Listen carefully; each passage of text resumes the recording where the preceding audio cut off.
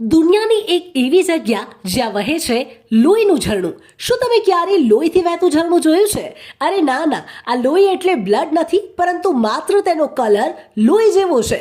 આ વાત છે પૂર્વી એન્ટાર્કટિકાની, કે જ્યાંના ગ્લેશિયરમાંથી લાખો વર્ષોથી આ લાલ રંગનું ઝરણું વહે છે, જેને લોહીનું ઝરણું કે બ્લડ ફોલ્સ પણ કહેવાય છે. વર્ષ 1911માં બ્રિટિશ ખોજકર્તાએ આ ઝરણું શોધ્યું હતું. સૌથી પહેલા તો તે પણ આ જગ્યાને જોઈ ચોંકી ગયા હતા. જો કે 1960માં થયેલા રિસર્ચમાં સામે આવ્યું કે આ ગ્લેશિયરની નીચે આયર્ન સોલ્ટ્સ એટલે કે ફેરિક હાઇડ્રોક્સાઇડ છે, જે કિનારી પર પહોંચતા જ ઓક્સિડાઇઝ થઈ જાય છે, જેના કારણે તેનો રંગ લાલ થઈ જાય છે.